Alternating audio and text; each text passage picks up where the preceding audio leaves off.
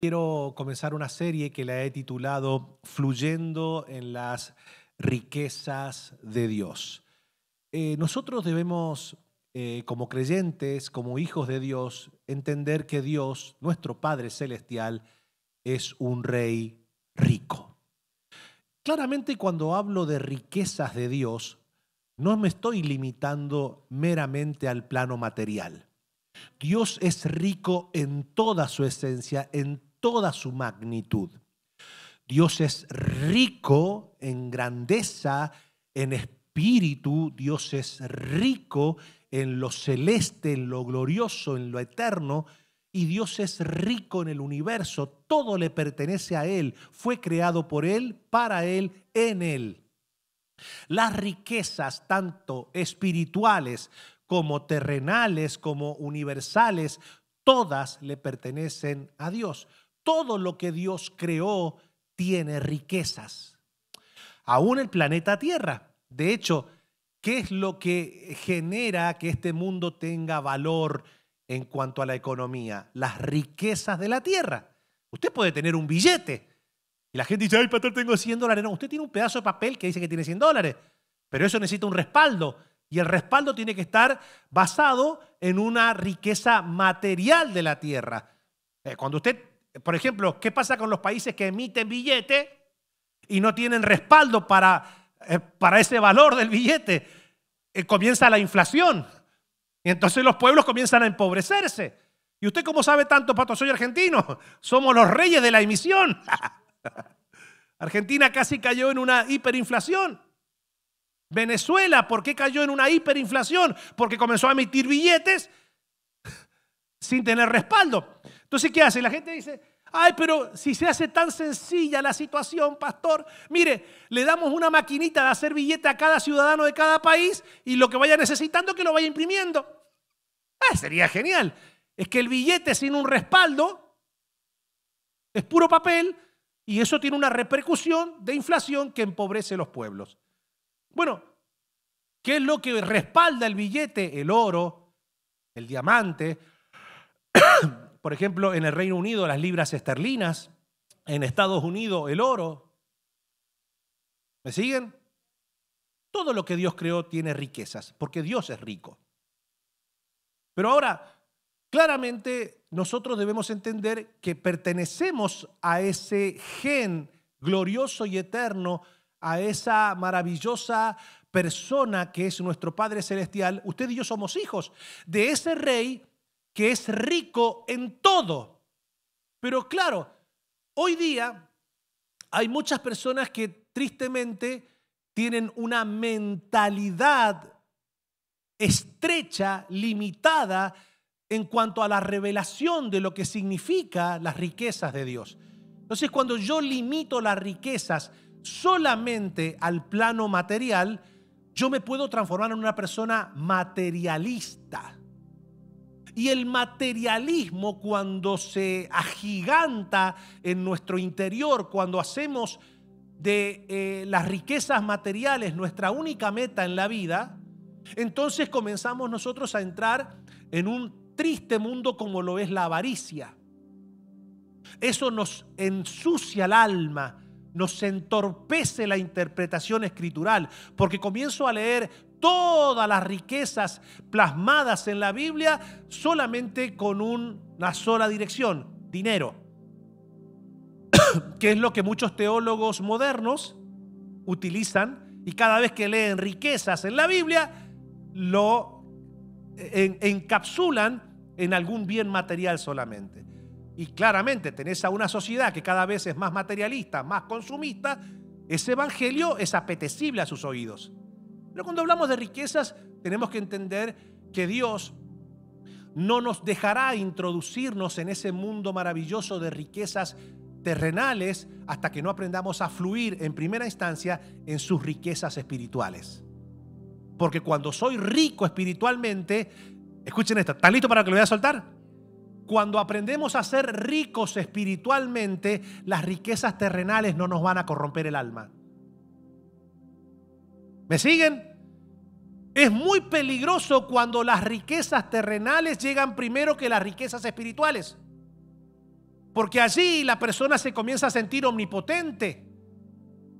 Comienza a poner la confianza en lo que tiene y no en el que está sentado en el trono. La persona comienza a ser autosuficiente. Dice, I don't need to God in my life. Traducido es, no necesito a Dios en mi vida. Pero no lo necesito porque tengo los recursos para poder enfrentar los problemas que se me van presentando en la vida. Entonces, Dios es un Dios que sabe cómo ayudarnos a nosotros a fluir en sus riquezas. Y quiero comenzar con este versículo que muchos lo conocen y quizás algunos los van a leer por primera vez hoy. Se encuentra en Proverbios capítulo 10, versículo 22. No sé si el Proverbios 10, 22 dice, la bendición de Jehová es la que, ayúdeme a ver, la bendición de Jehová es la que enriquece y no añade tristeza con ella. Si quien le lee este versículo está sumergido en la riqueza material y solamente le interesa eso, solamente le va a decir que lo que el versículo está diciendo es que la bendición del Señor enriquece tu vida material. Pero acá esa palabra enriquecer habla de todo el enriquecimiento que compone el ser de nuestra existencia. Nuestro ser no es meramente corporal. Nosotros tenemos parte humana. Diga conmigo, parte humana. ¿Les puedo decir algo profundo? ¿Verdad que nosotros por regla general decimos que somos seres humanos? O sea, soy un ser humano. No se confunda. Porque la humanidad viene, la palabra humano viene de humus, de ahí se desprende la palabra tierra. Usted, a ver, es parte humus, es parte tierra. A ver, dentro de la composición de nuestro ser hay espíritu, alma y cuerpo. ¿Qué fue lo primero que Dios creó cuando dijo, hagamos al hombre a nuestra imagen y a nuestra semejanza? ¿Usted cree que Dios estaba pensando en nuestro diseño físico? No, porque Dios es espíritu. Entonces, ¿qué fue lo primero que Dios hace? El espíritu. Entonces, usted y yo no somos seres en totalidad humanos, somos seres espirituales con un alma que dirige nuestra psiquis, nuestra voluntad, pensamientos, emoción y sentimiento, y con un caparazón de carne que traslada, que transporta lo que el alma o el espíritu deciden. Este cuerpo no se mueve solo. Si yo le quito la vida al cerebro, el cuerpo queda inmóvil. ¿Están escuchando lo que estoy diciendo, verdad? Pero ese término ser humano la gente lo utiliza para justificar su pecado. Todos somos humanos. No. Pablo dijo, y todo vuestro ser sea guardado irreprensible. Cuando dice todo vuestro ser, comienza diciendo espíritu, alma y cuerpo sean guardados irreprensibles hasta la venida de nuestro Señor Jesucristo. Entonces usted y yo somos seres espirituales que tenemos un alma y que claramente cohabitamos en un cuerpo físico. Ahora, habiendo entendido esto, las riquezas de Dios en primera instancia son riquezas celestiales, espirituales, y allí vamos a trabajar.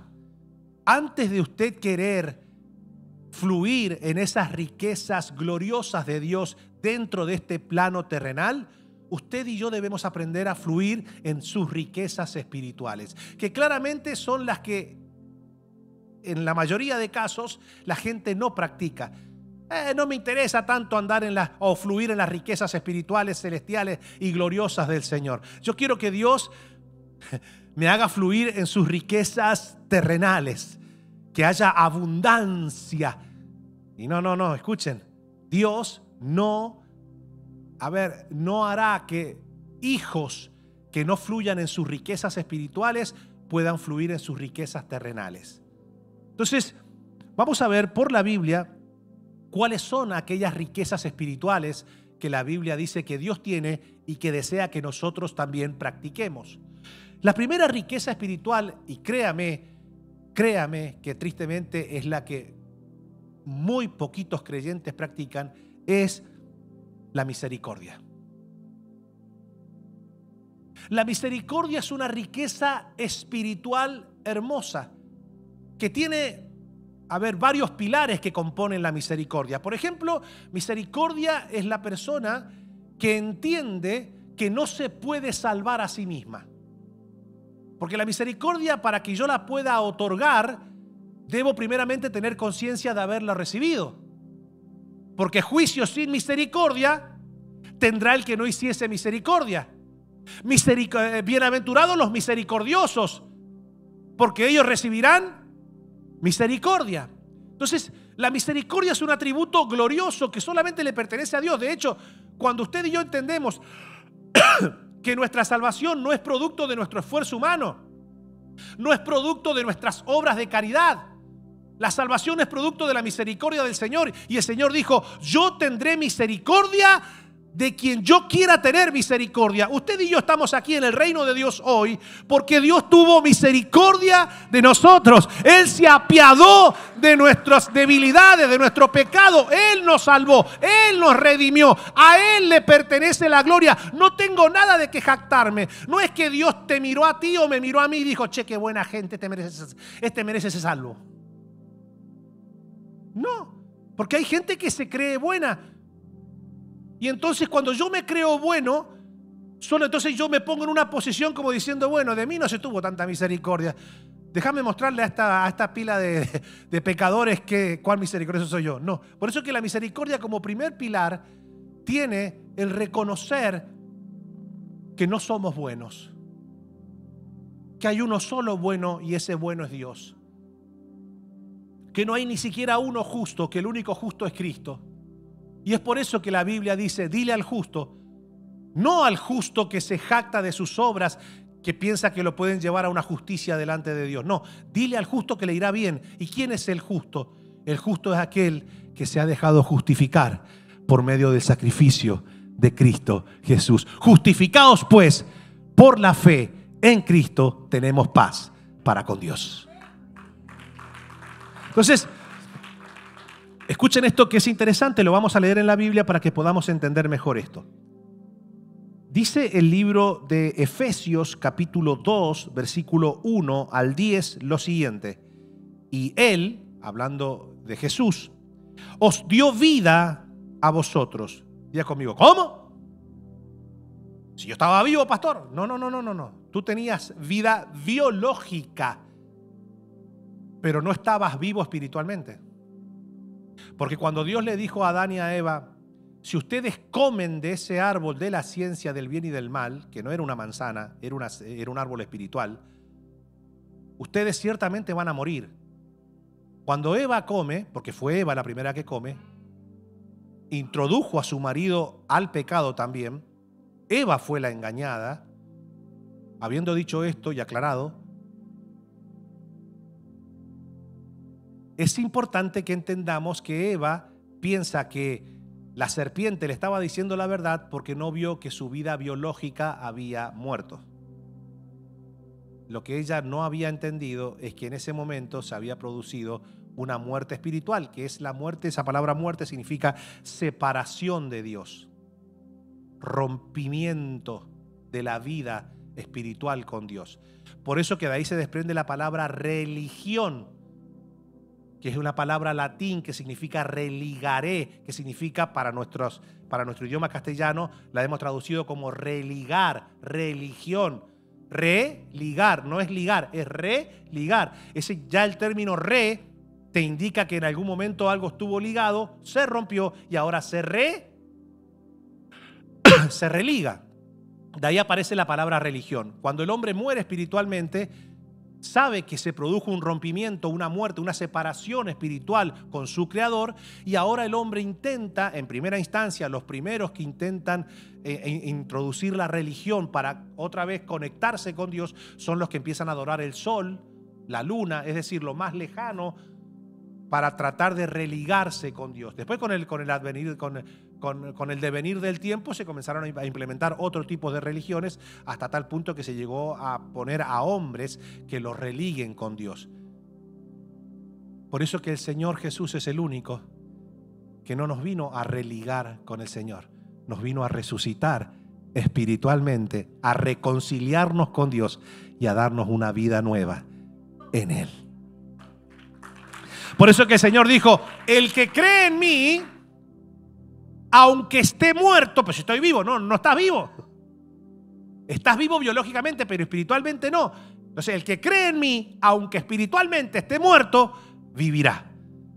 Entonces, cuando acá la Biblia dice, y Él os dio vida a vosotros cuando estabais muertos en vuestros delitos y pecados, en los cuales anduvisteis en otro tiempo, siguiendo la corriente de este mundo, conforme al príncipe de la potestad del aire. ¿Quién es ese? Satanás. Dice, el espíritu que ahora opera en los hijos de desobediencia, entre los cuales también todos nosotros vivimos en otro tiempo, en los deseos de nuestra carne. ¿Cuántos vivían así?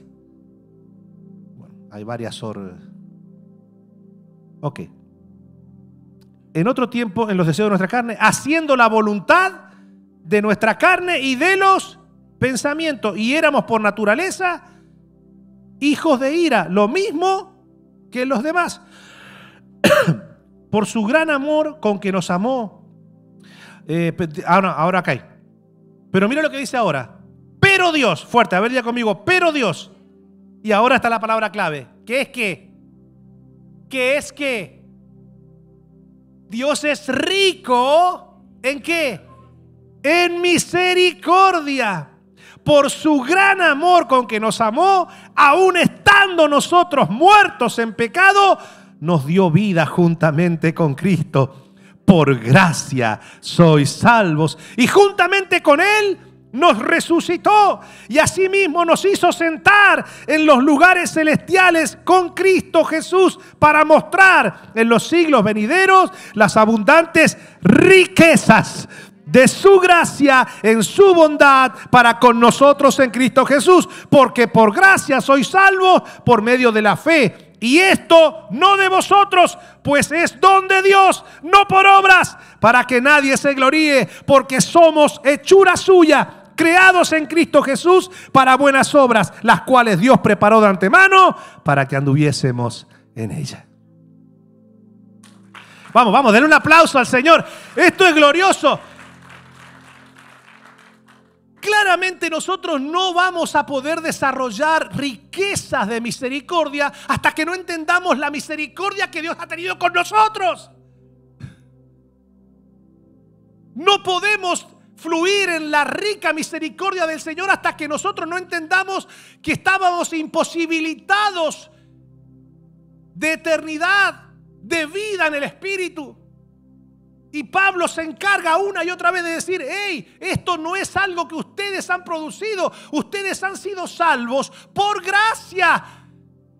Cristo pagó el precio, ustedes no han hecho nada, pero pastor, yo era buena gente, usted no era buena gente, nada. Yo tampoco. Andábamos en los deseos de nuestra carne, en los deseos de nuestra mente, en la voluntad de nuestra carne. No le poníamos límites. Pero pastor, yo nunca maté a nadie, pero usted fornicó, usted adulteró, usted hizo... ¿Usted tuvo envidia o no alguna vez?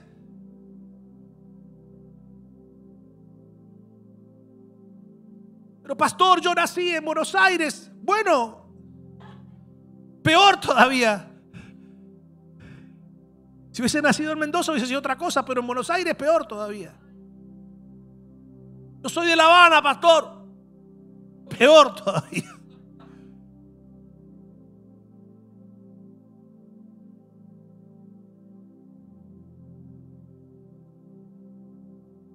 Entonces, el primer pilar de la misericordia es reconocer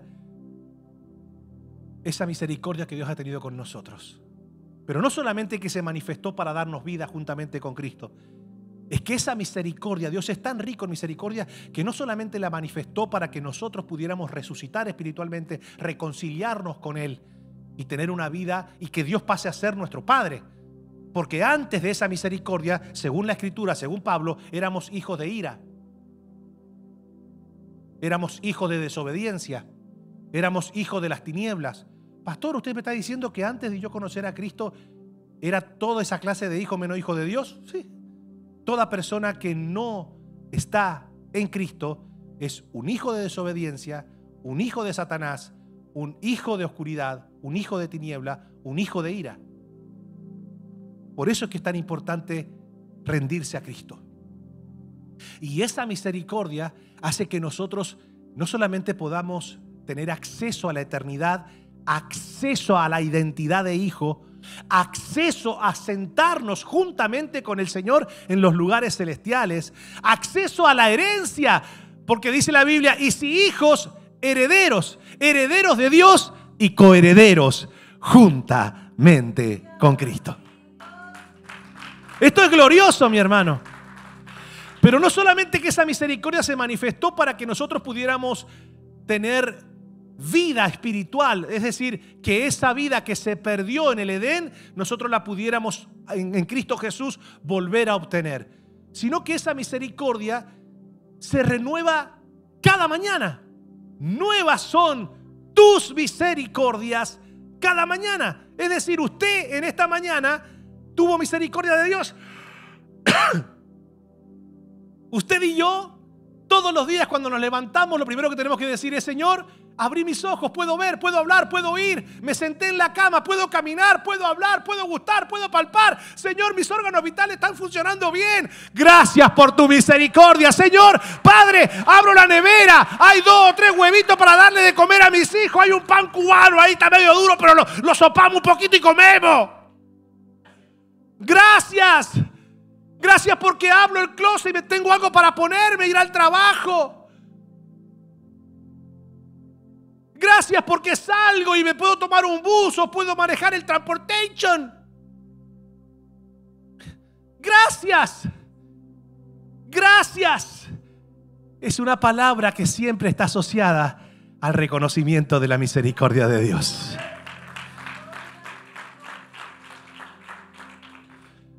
Gracias por la esposa que me diste, Señor. No, bueno, pastor, no se puede, no sé. Gracias por el esposo que me diste. Mujeres, ¿cuántas le dan gracias a Dios por el esposo que tienen? Sé que me voy a enamorar de quien de mí no se enamora.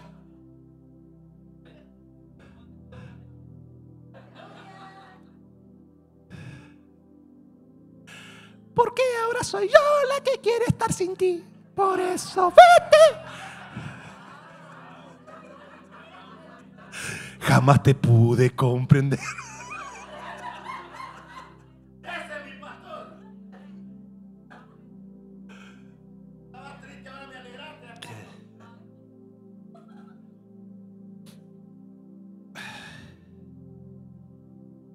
La misericordia de Dios es nueva cada mañana.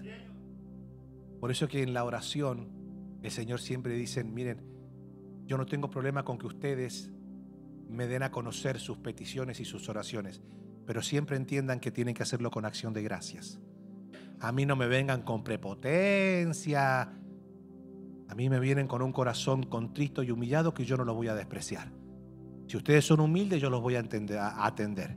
Y si ustedes oran conforme a mi palabra, yo les voy a responder. Clama a mí y yo te responderé. Y te enseñaré cosas grandes y ocultas que tú no conoces. Ahora, una persona que entiende la misericordia que ha recibido del Señor, ahora siente la necesidad de ser recíproca. Pero claro, Dios no necesita de nuestra misericordia porque Dios no nos ha hecho nada malo. Entonces, ¿cómo Dios quiere que nosotros seamos recíprocos a la misericordia que Él nos otorga, que nosotros esa misericordia que hemos recibido de Él, se la traslademos ¿a quién? A nuestros semejantes. ¿Me siguen? Entonces, el otro pilar que tiene la misericordia tiene que ver con el perdón a la gente que nos hace algún tipo de daño u ofensa. Y aquí entramos en un terreno un poquito más pantanoso. ¿Sabe cuánta gente hoy no puede fluir en la bendición del Señor, en las riquezas de Dios, porque tienen grandes raíces de amargura en su alma, producto de la falta de perdón? Hijos que están enojados con sus padres. No le estoy hablando de que están enojados y amargados con personas que en algún momento le hicieron algún daño fuerte, pero quizás ni siquiera lo pueden ver. Eso fue hace muchísimos años atrás. Que también eso se debe perdonar. A ver, las ofensas no se pueden poner debajo de la alfombra. Una persona que quiera tener su casa limpia y sin olor, no pretenda que lo va a obtener poniendo la basura debajo de la alfombra. Lo que va a ocurrir es que la mugre va a seguir allí, pero con el pasar del tiempo se va a generar mugre y mal olor y peste. Entonces nosotros guardamos nuestra conciencia tiene tres capas. Está el consciente, el subconsciente y el inconsciente. ¿Me siguen? El subconsciente es todo aquello que nosotros ponemos debajo de la alfombra. Sabemos que está ahí, pero no queremos. No me toqué ese tema, estamos conscientes. Después está el inconsciente, cosas que son malas, que están dentro de nuestra conciencia, pero nosotros no estamos en la capacidad de identificarla. Por eso que aún David dijo: Señor, si hay algún pecado oculto a mi conciencia, revélalo para que yo lo pueda corregir. Ese se llama el inconsciente. Y una persona tiene algo en su conciencia que le está perjudicando su pureza, su transparencia y su relación con Dios, pero no está al tanto de eso. Entonces, ¿qué hace Dios? Dios alumbra la conciencia y nos enseña esas cosas que debemos corregir, que están ajenas a nuestra capacidad de poder conocerlas. ¿Me siguen? Y después está la conciencia, que es la persona que está consciente. Claramente, cuando la persona está consciente de lo que debe perdonar, consciente, pero decide no hacerlo, es una persona que está en un grave problema en su relación con Dios. Y uno dirá: bueno, pastor, no es que yo no quiero perdonar a esa persona, no es que no le quiera otorgar misericordia porque yo sea una mala persona, es que esa persona no se lo merece. No se lo merece porque no solamente que me hizo ese daño o esa ofensa, sino que la sigue y cada vez se pone peor. Claro, la cuestión es que aquí, cuando nosotros vemos que Dios nos da nos otorga la misericordia según lo que nosotros leímos, hay gente que dice: yo voy a tener misericordia y lo voy a perdonar o la voy a perdonar cuando yo vea que hay un cambio. Si veo que no hay un cambio, no hay perdón. Pregunto, ¿Dios esperó que tú cambiaras para perdonarte?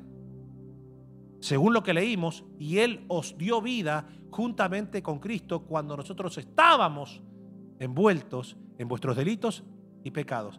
¿Sabes por qué tú y yo pudimos cambiar más allá de que Dios nos convenció por medio del Espíritu Santo? Es que cuando Dios nos perdonó, no esperó que cambiáramos para perdonarnos. Su perdón nos hizo cambiar. Esto es hermoso lo que le estoy diciendo, porque nosotros a veces no entendemos que esa persona que al parecer no se ha arrepentido del mal que nos hizo, nosotros decimos: bueno, mientras que no se arrepienta no merece mi perdón. Quizás sea tu perdón lo que lo lleve a la recapacitación. Al fin y al cabo, el perdón no tiene que ver con la persona. Si bien le hace un bien a la persona, si logra recapacitar y arrepentirse, el perdón tiene que ver con la paz y la pureza de nuestro corazón. Porque perdonar significa sacar de nuestra alma, de nuestra mente, de nuestro corazón, la ofensa que alguien nos hizo. Entonces, el más beneficiado con el perdón es la persona que lo otorga. ¿Por qué te pensás que Dios no tiene amargura ni tiene oscuridad en el corazón? Porque Dios es un Dios perdonador, misericordioso. Entonces, hay mucha gente que se le está dificultando su estadía en este plano terrenal porque todavía no ha logrado entender esto, que la misericordia tiene que ver con el perdón. ¿El perdón a quién? A la gente que nos ofende. Ese es otro pilar. Primer pilar, nadie puede dar lo que no siente que ha recibido, la misericordia de Dios. Segundo pilar de la misericordia es perdonar. Mire, mi hermano, a mí me gustaría decir, levante la mano y yo le voy a profetizar, prepárate porque estamos entrando al mes 11 y en los próximos 60 días vas a ver lo que no viste en 40 años en tu vida. Prepárate porque tus mejores días están llegando con gloria, con poder. Veo que de acá al 31 de diciembre el Señor me está mostrando, hay riquezas gloriosas que, oh my God, para acá no están entendiendo. Yo le podría decir toda esa sanata, ¿sí o no?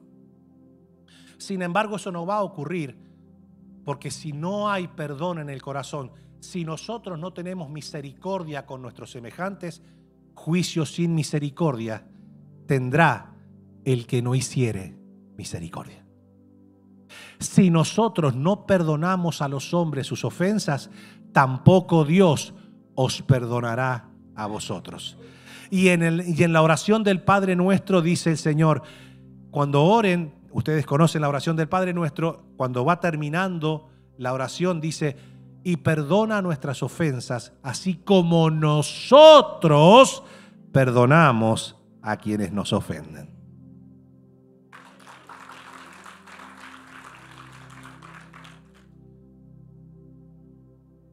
Claramente hay personas que todavía no logran reconocer que hay un problema de resentimiento en el corazón.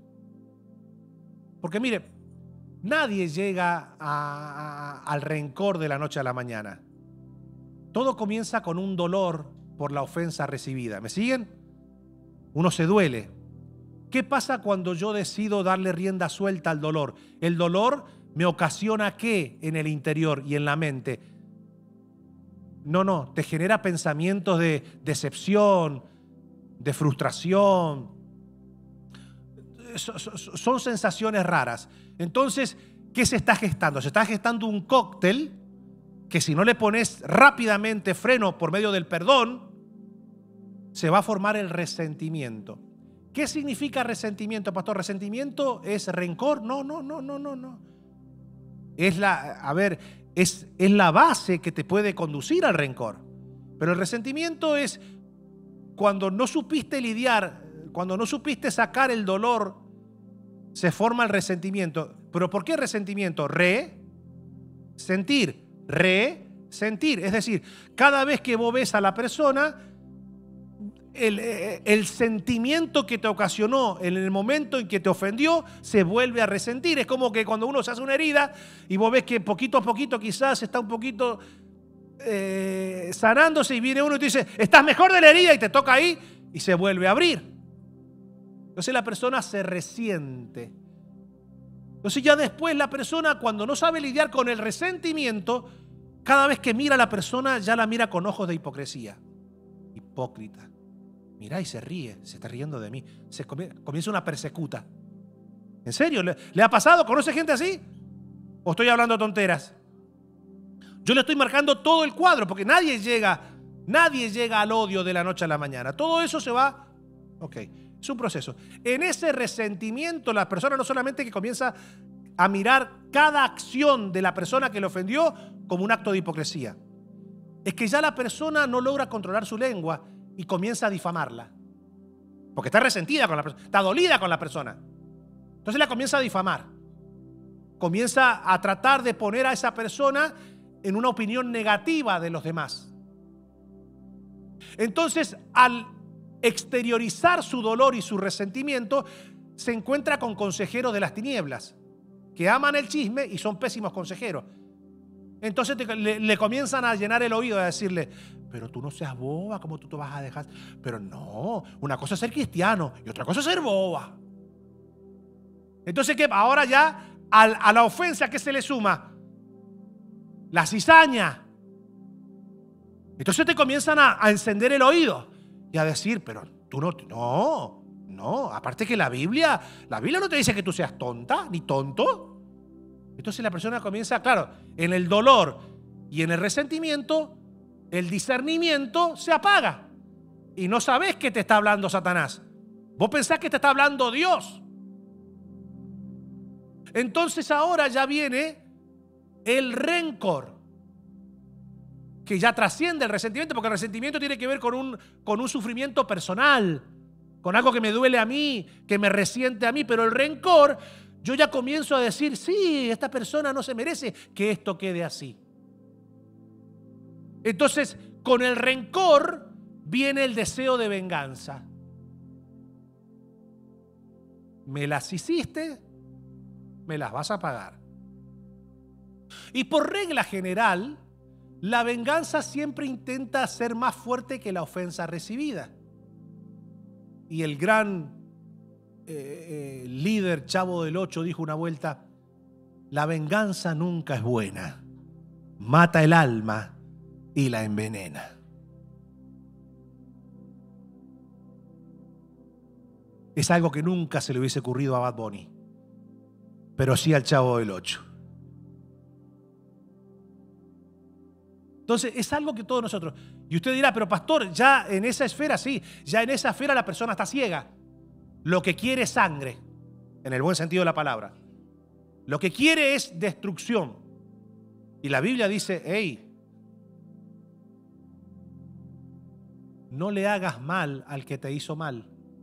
Vence con el bien el mal. ¿Y qué hago con el que me maldijo? Bendícelo. ¿Y qué hago con el que me robó? Perdónalo. ¿Y qué hago con el que me ultrajó? Ora por él. No, pero eso no es así. Es así. ¿Pero por qué? ¿Soy bobo? No, no eres bobo. Es que a esa altura todo el corazón está corrompido. Y mire, mi hermano, cuando viene eso, vienen los ataques de ira. Y la ira te eclipsa el entendimiento y te puede llevar a hacer locuras.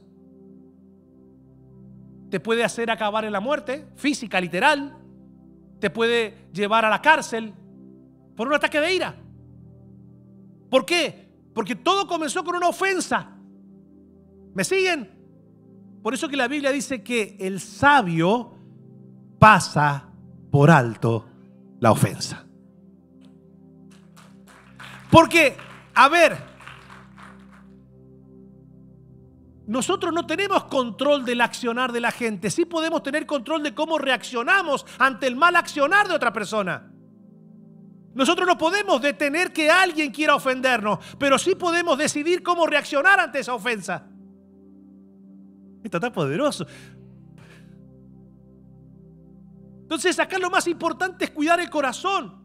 Sobre toda cosa guardada, guarda tu corazón, porque de este mana la vida. Entonces hay que cuidarse, hay que cuidar el corazón. Entonces en el rencor viene el deseo de venganza. En el deseo de venganza es una ira reprimida. La ira reprimida te eclipsa la forma en que nosotros vamos a actuar. Y llega un momento en que eso se transforma en odio. Odio es cuando Satanás se apoderó de tu accionar. Satanás es odiador.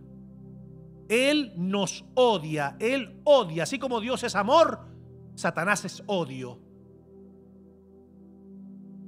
Y en el odio, la gente siente placer en el sufrimiento de la otra persona. ¿Se dan cuenta cuáles son los pasos a seguir? Por eso que la misericordia, ¿qué es lo que nos hace? Como la misericordia no solamente es reciprocidad de lo que hemos recibido del Señor, es manifestar esa misericordia sobre nuestros semejantes. Acá hay gente que va a tener que perdonar. Porque mientras Dios detecte que haya dolor, resentimiento, rencor, deseo de venganza, ira o odio, es imposible que podamos nosotros fluir en sus riquezas. Ni en sus riquezas espirituales, porque si Dios ve que nosotros no perdonamos a nuestros semejantes, tampoco Él nos va a perdonar a nosotros. Y si yo le preguntase a ustedes, ¿cuántos de los que están aquí se equivocan, fallan, pecan contra Dios en un momento determinado? A ver. Usted y yo en algún momento necesitamos, porque pecamos con algún pensamiento que se nos vino.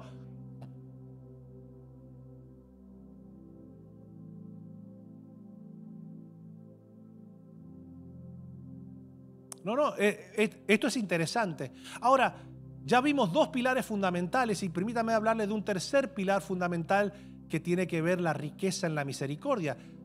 Número uno, la reciprocidad de Dios. O sea, nadie tiene lo que no acepta que ha recibido, o nadie da lo que no acepta que recibió de Dios. Segundo, tiene que ver con el perdón, la misericordia, perdón. Hijos que tienen que perdonar a sus padres, padres que tal vez tengan que perdonar a sus hijos, esposas que tal vez tengan que perdonar a sus esposos. Pastor, ¿puede una esposa estar durmiendo en la misma cama con su marido y estar resentida, dolida? No, yo conozco mujeres que odian al marido.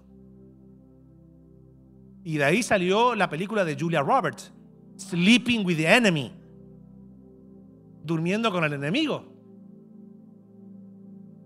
Siempre le he contado 30 segundos así rápido para que nunca lo escuchó. Estaba un día mi pastor predicando y estaba ministrando, estaban todos así. Y llegó por primera vez el esposo de una hermana de la iglesia. El tipo era, pero cualquier cosa. Ya el Señor lo cambió, ahora es un hombre creyente y todo. Pero en ese momento era una de las primeras veces que llegaba a la iglesia. Andaba en toda la noche, usted sabe, ¿verdad? No hace falta que entre en detalle. Vino con una trenza, ¿viste? Todo eso, ¿viste? Así como medio gordo, así, con trenza. Vos decías, no, este tipo anda en cosas raras. Y andaba en cosas raras. De repente mi pastor va y le pone la mano a la mujer.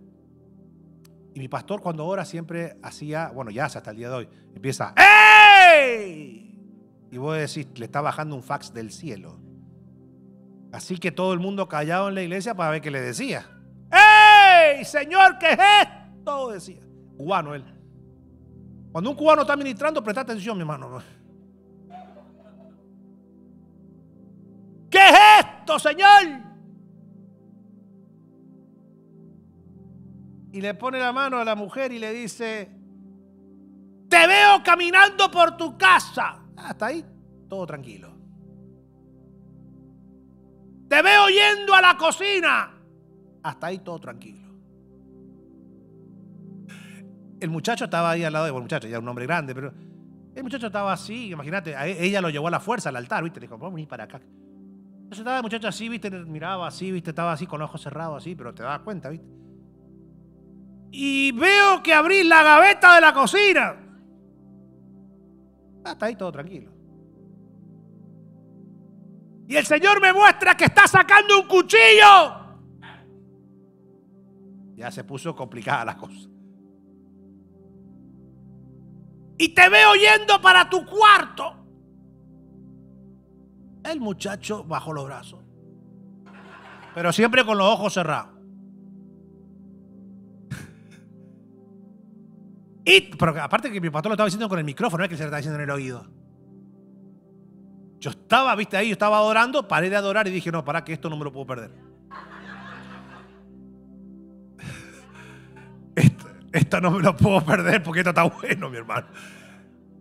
Una hermana me decía, adoremos. ¡Cállese la boca usted! Me ibas a perder el final de la película, la hermana.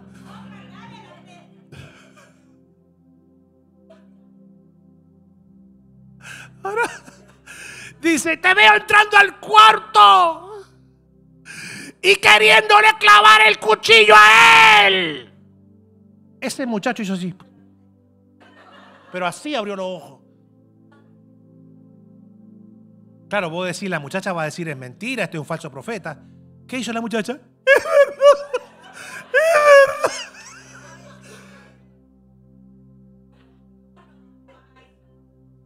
Yo no duermo nunca más con esa loca. Porque esa pasó de ser tóxica a una asesina.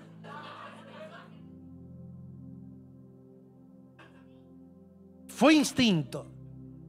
Por eso yo siempre le digo a todos los hermanos, cuídese de esa persona que tiene a su lado. Más que nada a los hombres.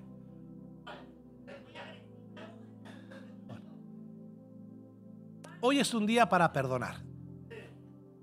Y yo le puedo asegurar que cuando decidimos perdonar por medio de la misericordia del Señor, no solamente que las riquezas van a comenzar a fluir de Dios en nuestra vida, sino que vamos a experimentar paz en el corazón. Y por último, y no menos importante, y escuchen esto que es interesante, el tercer pilar que tiene la misericordia de Dios es la ayuda. La ayuda. Cuando Jesús quiso enseñar acerca de la misericordia y aquel fariseo le dijo, bueno, a ver, ¿y cómo hacemos con este asunto de la misericordia? Porque la Escritura dice, misericordia quiero y no sacrificio, ¿sí o no? Entonces, cuando Jesús pone un ejemplo de ayuda. Dice, bueno, yo le voy a contar a ustedes una historia para que ustedes puedan identificar qué es también misericordia. Había un hombre que estaba camino hacia Jericó y entonces dice que fue atrapado por algunos ladrones. Estos ladrones le sacaron todo lo que tenía, lo golpearon y lo dejaron moribundo.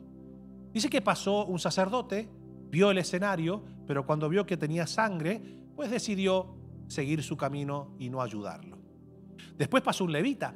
El levita pasó, lo miró, vio que tal vez no era de esa tribu o no era de Israel, la persona que estaba afectada, y entonces siguió de largo. Pero dice que pasó un samaritano, contempló el cuadro, se acercó a la persona que no conocía, no era su mejor amigo, no era un pariente, era una persona que no conocía, pero que estaba en una necesidad. Estaba moribundo y claramente lo habían despojado de todas sus pertenencias. ¿Qué decidió hacer este samaritano? Dice que lo cargó, lo llevó a un mesón, se podría decir, sería de nuestros casos, un urgent care, ¿verdad? Lo llevó, lo puso allí y le dijo, miren, yo tengo que seguir mi camino, pero he traído a esta persona que tiene una necesidad, yo necesito que ustedes me lo curen, él no tiene para pagar, pero yo me voy a hacer cargo de eso, así que se los dejo en buenas manos y yo al regresar, dígame cuánto es lo que gastó, que yo lo voy a pagar. Jesús le hace una pregunta a aquellos que le hicieron la pregunta. Le dice, ¿quién creen ustedes que de estos tres que pasaron y vieron el mismo cuadro fue el que usó de misericordia? Y los tres, o las personas que le hicieron la pregunta, le dijeron, el samaritano, el que usó de misericordia. Jesús lo miró y le dijo, bueno, ahora vayan y hagan ustedes lo mismo. Cuando una persona tiene la riqueza de la misericordia de Dios en su interior, se deja ver porque tiene un movimiento en las entrañas cuando ve la necesidad de otro. ¿Cómo te das cuenta que una persona no tiene misericordia más allá de sentirse que puede ser salva por su propia cuenta o, más allá, o porque no puede perdonar a los demás? Te das cuenta porque es una persona insensible al dolor o a la necesidad de otra persona. Son personas que viven para sí nada más. Son personas que están en su mundo. ¿Me siguen? Pero la persona que es rica en misericordia no solamente ofrece ayuda cuando se presenta la oportunidad, es que la persona que está bien sumergida en la misericordia de Dios y es rica en misericordia, no solamente ayuda cuando se le presentó sin que buscara la necesidad, ayuda. La persona que es rica en misericordia a veces sale a buscar a quien está en necesidad. No espera que la necesidad aparezca. En este caso, este samaritano, la necesidad le apareció. Él no salió a buscar a esa persona. Sin embargo, cuando se le apareció la necesidad, usó de misericordia. Pero la persona que es aún más rica en misericordia, no espera que se le presente la oportunidad. Va y busca la oportunidad. Al fin y al cabo, no es tan difícil encontrarla. Siempre hay alguien alrededor de nosotros que necesita de nuestra misericordia. Una persona que tiene como gen de Dios, como riqueza espiritual la misericordia, créame que es una persona que será sumamente bendecida por el Señor. ¿Hace cuánto que no se te mueven las entrañas por ver a otra persona en necesidad? Hay gente que hasta se enoja. Ahora, siempre, yo me agarro a todos los que están en necesidad. Y Dios diciendo, no es que te lo agarres a todo, es que te lo he puesto a todo y no ayudas a nadie. Porque la misericordia hay que ejecutarla. ¿Cuál es la diferencia entre lástima y misericordia? Lástima es la persona que siente pena por la necesidad de otra persona, pero no hace nada para resolverle. Por eso que lástima a nadie, misericordia a todos. Porque la lástima lastima. Esa está buena. La lástima lastima. La misericordia bendice.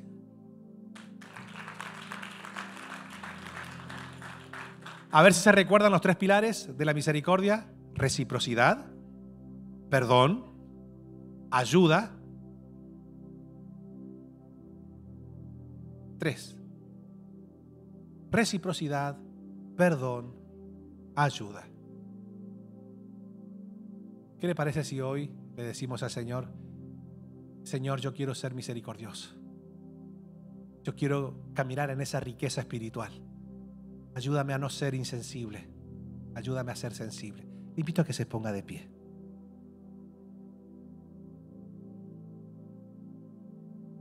Ahora, ¿me dejan dar el último consejito de la misericordia? Diga conmigo: la misericordia de Dios. Fuerte, a ver. La misericordia de Dios es desinteresada. Si yo le hago un bien a alguien con la motivación de que en el día de mañana yo pueda recibir de esa persona el bien que le hice, entonces la misericordia no fue genuina. Fue provocada con el único objetivo de poder después recibir algo a cambio. La misericordia es desinteresada. Uno da por amor y no por conveniencia. Amén. Con la mano en el corazón, yo le invito a que tenga un tiempo de comunión con Dios. Padre, qué hermosa palabra que nos has ministrado en este día. Nos has instruido en esta riqueza espiritual que te pertenece a ti, Señor, que es tan hermosa como lo es la misericordia. Tu palabra dice que tú eres rico en misericordia.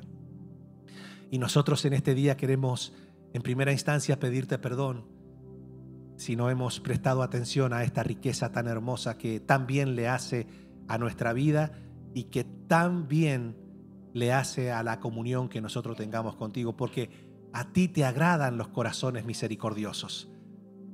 Y nosotros, Señor, debemos reconocer que solo por tu gracia es que hemos podido alcanzar la salvación eterna.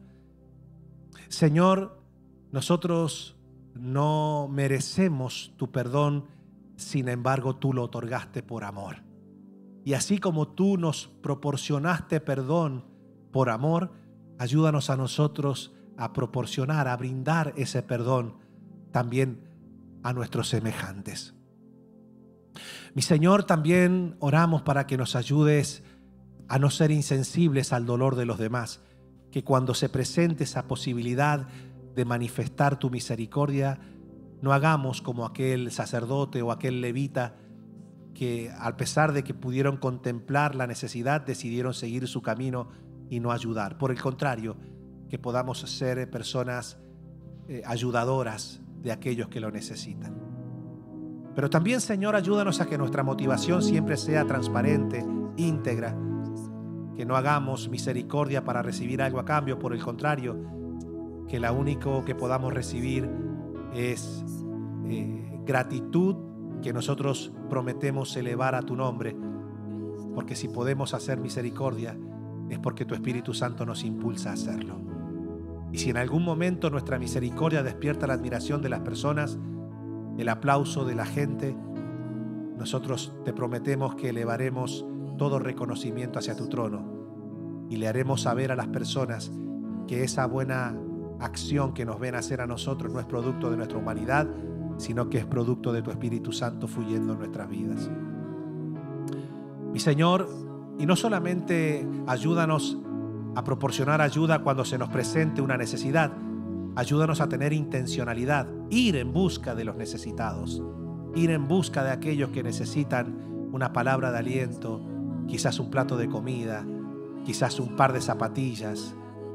Señor, estamos en tus manos y te damos gracias por haber hablado a nuestras vidas, por habernos instruidos en tu palabra. Gracias, Señor, porque sabemos que fluiremos en tus riquezas eternas y gloriosas. Con esto terminamos. Levantemos la mano y vamos a cantarle al Señor. Cristo Jesús, ¿Cómo dice, iglesia? eres mi plenitud. Cristo Jesús, eres mi plenitud. Una vez más, Cristo Jesús,